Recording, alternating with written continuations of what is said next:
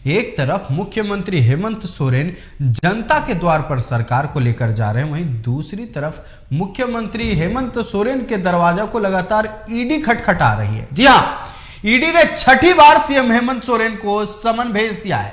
जमीन खरीद फरोख्त मामले में पूछताछ के लिए उन्हें फिर से ईडी कार्यालय बुलाया गया है। आपको बताते चले कि 5 बार पहले भी ईडी ने समन भेजा था, मुख्यमंत्री हाजिर नहीं हुए थे। छठी बार का समन कई मायनों में अहम माना जा रहा है। सीएम को धन शोधन निवारण अधिनियम के तहत अपना बयान दर्ज कराने का निर्देश दिया गया है। सीएम हेमंत को 12 दिसंबर यानी कि मंगलवार को पेश होने के लिए जारी किया गया है समन। ईडी ने 14 अगस्त को पहला समन जारी किया था।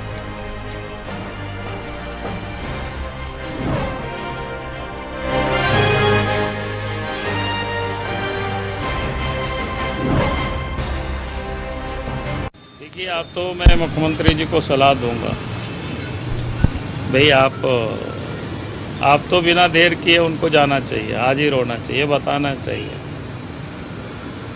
और नहीं तो फिर अभी नहीं जाना चाहिए। अगर ये कानून का खुद ही पालन नहीं करेंगे मुख्यमंत्री, तो फिर राज्य के महामहिम को अब कदम उठानी चाहिए। जो कानून को धत्ता बताते हो, कानून को जो ठेंगा दिखाते, फिर वैसे आदमी के साथ क्या चलेगा, तो बर्खास्त कर देनी चाहिए।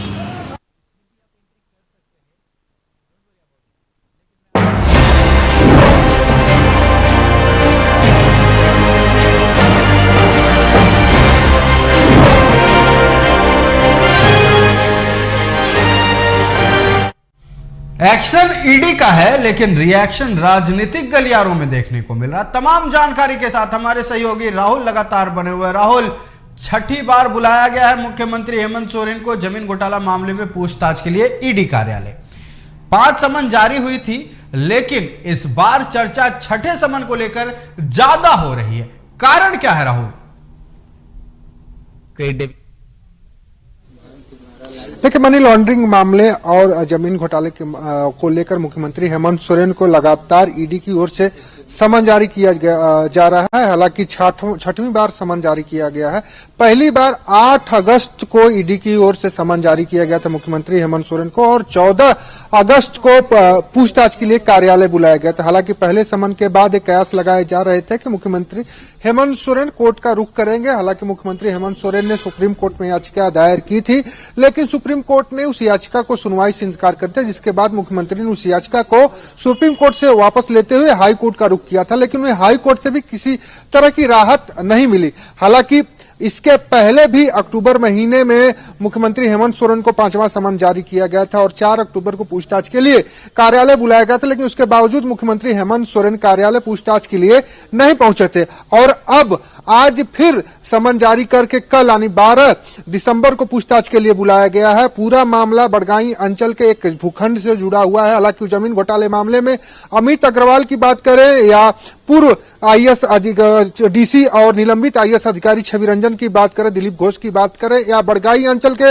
राजस्व कर्मचारी भानु प्रताप की बात करें, या अन्य जो जमीन दलाल हैं, अभी तक कुल 14 से 15 गिरफ्तारियां जो जमीन घोटाले मामले में हो चुकी है। और उसी मामले को लेकर मुख्यमंत्री हेमंत सोरेन को समन जारी किया गया और पूछताछ के लिए बुलाया गया। हालांकि मुख्यमंत्री हेमंत सोरेन का लगातार कहना है कि अवैध खनन मामले में जब ईडी ने उन्हें समन जारी कर पूछताछ के लिए बुलाया था, काफी लंबी पूछताछ चली थी। नवंबर 2022 का महीना था, शायद 18 नवंबर को मुख्यमंत्री हेमंत सोरेन ईडी कार्यालय पहुंचे थे, उनसे लंबी पूछताछ चली थी और उस दौरान उन्होंने अपनी संपत्तियों का ब्यौरा दिया था। और मुख्यमंत्री की ओर से लगातार कहा जा रहा है कि अगर ईडी को मेरे संपत्तियों की जानकारी चाहिए तो बताए, हम देने के लिए तैयार है, लेकिन उसके समन के बुलावे पर जाने के लिए तैयार नहीं दिखाई दे रहे। हालांकि अब देखने वाली बात होगी, मुख्यमंत्री को छठी बार समन जारी हो चुका है ईडी की ओर से और कल पूछताछ के लिए बुलाया गया। अब देखना यह होगा कि कल मुख्यमंत्री हेमंत सोरेन ईडी कार्यालय पहुंचते हैं, ईडी के सवालों का जवाब देते हैं, या पूर्व की तरह ही मुख्यमंत्री हेमंत सोरेन इस बार भी ईडी कार्यालय नहीं जाते। लेकिन कयास यही लगाया जा रहा है कि मुख्यमंत्री हेमंत सोरेन फिर एक बार ईडी कार्यालय जाने के मूड में दिखाई नहीं दे रहे हैं। जी आयुष। राहुल, 5 बार समन जारी हुआ, मुख्यमंत्री नहीं पहुंचे और जिस तरह से आपने भी बताया और जो रिएक्शंस राजनीतिक गलियारों से आ रहे हैं, ऐसा लग रहा है कि छठे समन पर भी शायद मुख्यमंत्री हेमंत सोरेन ईडी कार्यालय नहीं पहुंचे। इसे लेकर बाबूलाल मरांडी पूरी तरह से हमलावर है। हालांकि विपक्ष में है, लेकिन उनका कहना है कि उन्हें कानून का सम्मान करना चाहिए, एक उदाहरण पेश करना चाहिए कि जो कानून कह रही है उसकी बातों को माने। साथ ही यह भी कह दिए बाबूलाल मरांडी ने कि अगर राज्य का सीएम ही कानून की अवहेलना करेगा तो राज्यवासियों के लिए क्या उदाहरण जाएगा।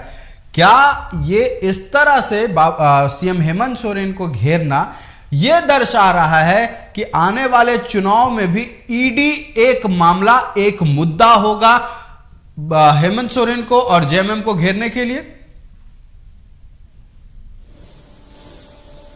देखिए, महागठबंधन या यूं कह लें इंडिया गठबंधन की सरकार झारखंड में चल रही है और झारखंड में मुख्यमंत्री हेमंत सोरेन उसका नेतृत्व कर रहे हैं। नेता, महागठबंधन का नेता मुख्यमंत्री हेमंत सोरेन है और जिस तरीके से धीरज साहू के घर से 350 करोड़ के जो कैश बरामद हुए और गिनती अभी जारी है, उसको भी मुद्दा बीजेपी बना रही है। और उन मुख्यमंत्री हेमंत सोरेन और ईडी का जो मुद्दा है और जो इनकम टैक्स विभाग धीरज साहू के यहाँ छापेमारी कर रहा है, उन सारे विषयों को मुद्दा बनाकर हमको लगता है कि एक बड़ा मुद्दा विपक्ष तैयार करेगा। और बीजेपी जिस तरीके से आप देखेंगे, धीरज साहू के घर जब छापेमारी हुई और जो कैश बरामद हुए, प्रधानमंत्री ने उस पूरी घटनाक्रम को उन्होंने ट्वीट किया और किस तरीके से जो उन्होंने ट्वीट में लिखा था वो किसी से छुपा नहीं और जिस तरीके से उन्होंने लिखा उसके बाद राष्ट्रीय मुद्दा बनता दिखाई दे रहा है। झारखंड इस समय सुर्खियों में है, वो मुख्यमंत्री हो, हालांकि मुख्यमंत्री सुर्खियों में कम थे, लेकिन जब धीरज साहू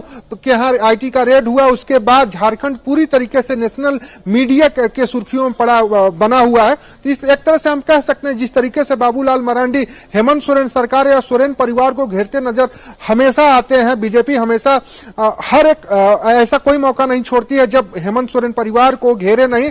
और ऐसे में ईडी का समन, 6वां समन जारी होना और धीरज साहू के आईटी रेड पड़ना एक बड़ा मुद्दा विपक्ष को मिलता दिखाई दे रहा है। हालांकि अब देखना यह होगा कि मुख्यमंत्री और गठबंधन जो है, इस जो एक तरह से कह सकते हैं कि बड़ा मुद्दा विपक्ष को देता नजर आ रहा है, इस मुद्दे से निकलने का क्या रास्ता तलाशता है।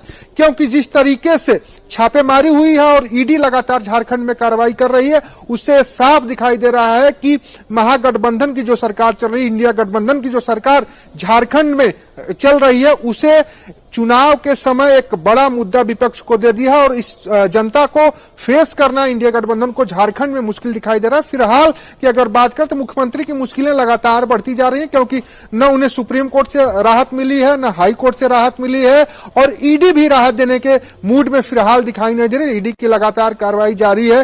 प्रेस सलाहकार पिंटू की बात कर लें या प्रेम प्रकाश की बात कर रहे हैं या जेल में साजिश रचने की बात करें, सारी चीजों पर जो है लगातार नजर ईडी बनाई हुई है और इस पे कार्रवाई कर रही है। और मुख्यमंत्री हेमंत सोरेन को 6ठी बार समन जारी कर एक तरह से कह सकते कि राजनीतिक सरगर्मी बढ़ा दी है, क्योंकि अक्टूबर महीने के बाद दिसंबर महीने में ईडी की ओर से समन जारी होना कहीं न कहीं झारखंड की राजनीति में फिर एक बार ठंड में गर्माहट दिखाई दे रही है और नेता अब अपने अपने हिसाब से बयान दे रहे हैं। अब देखना यह होगा कि मुख्यमंत्री की ओर से अगला कदम क्या होता है, क्या ईडी को जवाब देते हैं या कुछ आगे की तैयारी करते हैं। जी राहुल, जमीन को लेकर राजधानी रांची में हम अक्सर देखते आए हैं, चाहे वो सेना की जमीन हो, चाहे वो किसी भी एक आम इंसान की जमीन हो, हमेशा से देखते आए कि विवाद बढ़ता ही रहा है। बीते दिनों की अगर हम बात कर ले, बर्लिन डायग्नोस्टिक में छापा पड़ा या यूं कहें उसकी जमीन की नापी हुई तो एक और आईएएस अधिकारी का नाम सामने आया है। एक तरफ अधिकारी, दूसरी तरफ जनप्रतिनिधि, लगातार इस जमीन को लेकर आखिरकार हो क्या रहा है? क्या इतना बड़ा घोटाला हो रहा है? क्या इतना बड़ा स्कैम रांची में रचा जा रहा है जमीन को लेकर? देखिए, बड़गाई अंचल में और जो बर्लिन हॉस्पिटल की या डायग्नोस्टिक सेंटर की बात की कहें, वहां पे कई कार्यालय भी चलते हैं और जिस जमीन पे वो भूखंड बना हुआ हो, बताया जाता है कि जो झारखंड के आईएएस अधिकारी हैं, जो इस समय वर्तमान में गृह सचिव हैं अविनाश कुमार, उनके किसी परिवार के व्यक्ति के नाम पर वो जमीन की रजिस्ट्री कराई गई है। 3 अलग अलग पार्टों में रजिस्ट्री हुई है और उस रजिस्ट्री होने के बाद वो बड़गाई अंचल में आप उसके आगे ठीक बढ़ेंगे तो मेडिका अस्पताल है, वहां पर भी एक जमीन है, वो भी गलत तरीके से अर्जित किया गया, उसको मुख्यमंत्री हेमंत सोरेन को जोड़ के देखा जाता है। वही डीएवी जो बरियातू उसके पीछे जो जमीन है वो भी मुख्यमंत्री हेमंत सोरेन से जोड़कर देखा जा रहा है। इन सारी जमीनों की जो तहकीकात है, जांच है, ईडी कर रही है। और आप देखेंगे पिछले दिनों बर्लिन जो जांच केंद्र है वहां की जो जमीन थी उसकी पैमाइश भी ईडी ने कराई है, उसकी नापी भी हो चुकी है, किस तरीके से कितनी एरिया है और जितनी एरिया की रजिस्ट्री हुई है इसमें क्या गड़बड़ियां हैं उसकी जांच हो रही है, किस तरीके से स्टाम्प ड्यूटी में चोरी की गई, उन सारी चीजों की जांच जो है ईडी कर रही है। और हम कह सकते हैं कि आने वाला समय में एक बार फिर ईडी की बड़ी कार्रवाई देखने को मिल सकती है, क्योंकि जिस तरीके से पूर्व में आप देखेंगे निलंबित आईएएस अधिकारी छवि रंजन की गिरफ्तारी हुई और उसके बाद एक एक करके कई अधिकारियों की गिरफ्तारी हुई, कई जमीन दलालों की गिरफ्तारी हुई, कई रसूख लोगों की गिरफ्तारी हुई और उसके बाद एक बार फिर ईडी जमीन को लेकर ही कार्रवाई शुरू की है। और मुख्यमंत्री हेमंत सोरेन को अब बकायदा ये बताते हुए जानकारी मांगी है, ये बताते हुए पूछताछ के लिए बुलाया है कि जो डीएवी बरियातू स्कूल है उसके पीछे की जो जमीन है उसकी जानकारी मांगी है और कार्यालय आकर बताएं कि उनकी वो जमीन किसकी है, कैसे है, इस सारी चीजों की जानकारी मिले। तो कहीं ना कहीं अब ईडी होमवर्क जो है टाइट कर चुका है, क्योंकि जो कार्रवाई है 6 मई 2022 से झारखंड में ईडी की चल रही है और लंबे समय से कार्रवाई ईडी की चल रही है, लगभग 1.5 साल होने के हुआ। तो ऐसे में अब ईडी भी जो होमवर्क कर रहा है पूरी तैयारी से कर रहा है, जांच जो कर रहा है पूरी तैयारी से कर रहा है, क्योंकि अब मुख्यमंत्री की बारी है और मुख्यमंत्री को पूछताछ के लिए 6ठी बार बुलाया जा रहा है। तो कहीं ना कहीं तैयारियां अगर पुख्ता नहीं रहेंगी तो दिक्कतें हो सकती हैं। हालांकि खनन मामले में जिस तरीके से पूछताछ ईडी ने मुख्यमंत्री से किया था उससे अंदाजा लगाया जा रहा है कि मुख्यमंत्री को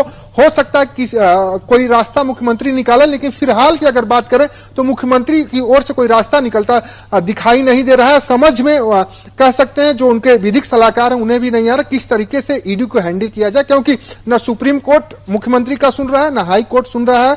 अब सिर्फ और सिर्फ गेंद जो है मुख्यमंत्री की जो पाले की गेंद है वो ईडी के पास है और ईडी लगातार समन पे समन भेजे जा रहा है। जी राहुल, आपका हमारे साथ जुड़ने के लिए और तमाम बातचीत के लिए बहुत बहुत धन्यवाद।